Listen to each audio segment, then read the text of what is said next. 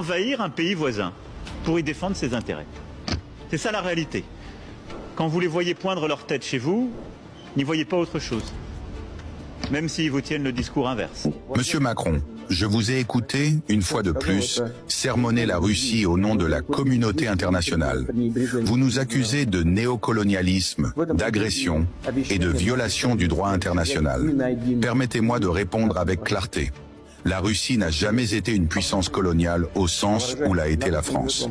Nous n'avons jamais traversé des océans pour imposer notre langue, voler les richesses naturelles ou éradiquer des cultures millénaires sous couvert de civilisation.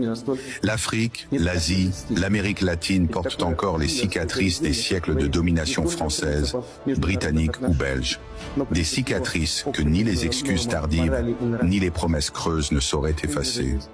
Vous parlez du droit international, mais où était-il lorsque la France et ses alliés bombardaient la Libye en 2011, détruisant un pays stable et souverain?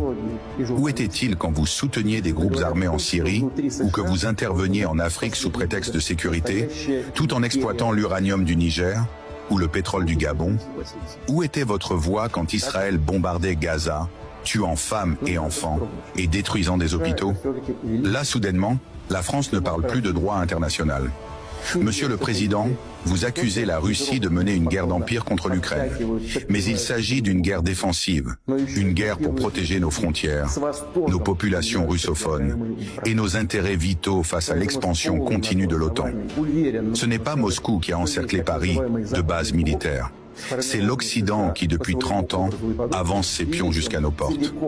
Vous dites que la Russie déstabilise l'Afrique ? Non, monsieur Macron.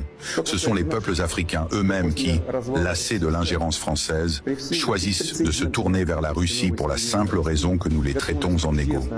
Nos soldats, nos coopérants, ne pillent pas, ne donnent pas d'ordre, ne méprisent pas. Ils viennent à la demande des États souverains.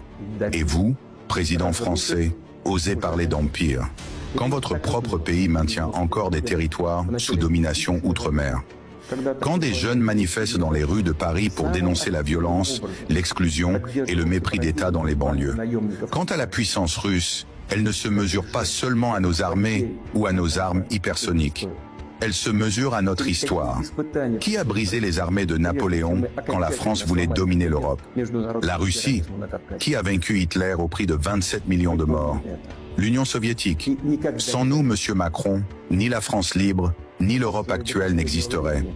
Aujourd'hui encore, malgré les sanctions, les mensonges médiatiques et l'isolement que vous tentez d'imposer, la Russie se lève, plus forte, plus unie et plus respectée que jamais dans le Sud global. L'Afrique, l'Asie, l'Amérique latine l'entendent. À ceux qui m'écoutent, à ceux qui voient au-delà de la propagande, aimez ce message, partagez-le. Faites-le circuler. Car face à la guerre de l'information, chaque voix compte. La vérité ne peut triompher que si elle est portée par les peuples. Vive la Russie, vive les peuples libres et vive la vérité. Man.